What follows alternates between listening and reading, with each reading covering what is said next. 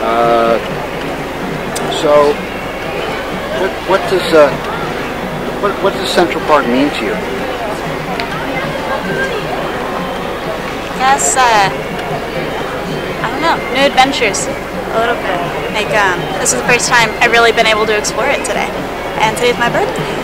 Oh, okay. All right. So got to... That's the perfect place in New York to celebrate your birthday. I mean, you see weddings here all the time. That's the other thing. Yeah, we also came up for a wedding, so it was kind of like a joint. Got to go to a wedding and then celebrate birthdays. Okay. It's a nice thing where we came out from the other coast to the area where I grew up in New Jersey, and got to go to my brother's wedding and celebrate her birthday today. Launched fireworks last night. What does Central Park mean? It means something new to us every day. I've got memories from before, and now there's new ones. So I guess in that sense, it's a little bit of nature in the middle of the big city that reminds you that life is bigger, is older. Nature will win. and there's this little piece of eternity when you're walking through and seeing things that were built 100 years ago, 200 years ago, and you know they're going to be here hundreds of years after you. So every day's new memories and new adventures. And the concrete stays out. You know, it does. It tries to creep in. It tries to sneak in. You got little roads here and there, but then there's still the grass and there's still the people. And he was just talking when we were walking through about how it's crazy how you just lose the sounds of the city a little bit once you get into the park. Like it disappears a little bit.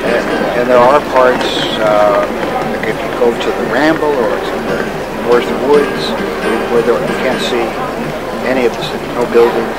Can't see the buildings, can't hear the traffic, and so that's kind of amazing. And you get to have this this little piece of paradise in the middle of what is still kind of a piece of paradise. So it's kind of a little oasis for us too. Yeah. And wonderful adventures and new people and new experiences. Sometimes even just taking a picture. Yeah. That brings me to my next question. Holding up your Polaroid that I just took. What does that mean to you? It means so much. We could go on for a while, since for us in particular, we are kind of new at this. New, but it feels like a really long time. But it feels like a really long time, and we know it's going to be a really long time. So this is kind of a nice emblem as we're starting to build a new relationship, and very excited for the future to have something that makes it feel like it's something that's been there for a long time. So as soon as we saw them and saw the look, I think we didn't even need to ask each other. We just sort of looked and said, we're going to need one of those. Okay. So let's say I wasn't here, and you're walking back down the mall in Central Park, and you say, we need a picture, just like I took with the trees in the background and the grass. You ask somebody, stop them, someone, and say, here's a phone. They take it now. What does that picture of the phone mean compared to the Polaroid? It's something you have handy, in the way that we used to try to pick out the one or two right wallet size pictures, but it's the one you send to friends, and it's something more casual where something printed is permanent in a way that's different. It captures that moment. And it feels a lot more unique, and more within the moment of what's happening. It's like when you take a picture with a phone, you can change it, do all these different things. Or you could shoot another one right away. Yeah, but then when you do it with the Polaroid, it's like it's just that moment of everything that's happening. takes time. You have to wait for it to develop and the whole process. It's a lot of You symbols. want to shoot another. It's like, oh, you got to start from scratch all over again. It's like, oh boy, you know. Gotta do all of this again? Got it already. You also happen to catch some people who actually still crack open paper books, That's true. and might even, you know, occasionally write little essays about the beauty of having paper pages under your fingers to brush through and find your way to random spots in a book. Similar with photographs. Photographs pop up in places when you don't expect them to. You search through old boxes of things and a photograph comes out in the way a cell phone doesn't. A cell phone falls out and it's a little block of plastic and glass and metal and probably not charged, and you're not going to go looking back through. Right. Photograph falls out. Heck, you can go to a bookstore and find something where you open up an old book and a photo falls out and you see a little piece of life that was there long before you.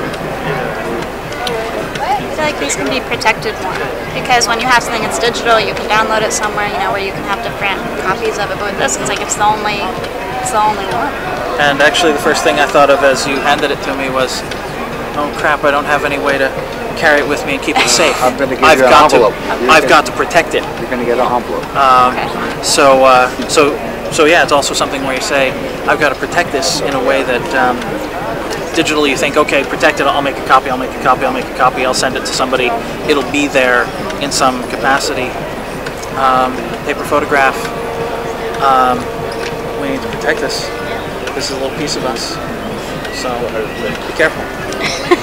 Give the responsibility to me, huh? Naturally. Right. If you look at it the way you share just said it, you have to protect it always. I think it'll be a team effort. We're good at that. Okay, so what are your plans for the picture when you get home? Got no idea yet. We had actually just been talking not that long ago, though, about how I wanted to be able to get an actual framed picture of us that wasn't just from the phone. And so I think that this might be the one that we choose. That was my plan for it anyway. There was some talk of a picture frame, so it's something missing from your apartment, and as we're talking about getting one together, that might be a good first step as well as a nice picture together. So I don't have a single frame picture in my place, so Now we we will. have a good place to start. yeah, good place So, to start. For our place. So walking by, what made you stop? Just what you said?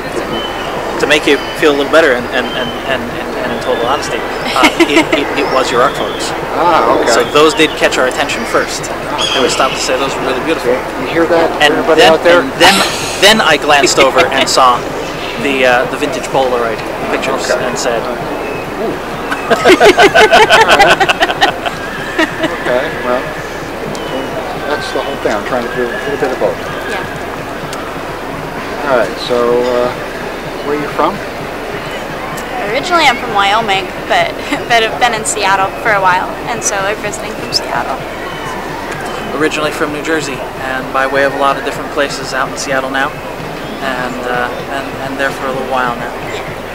So, What are your first names? I'm Jackie. and I'm Jeremy.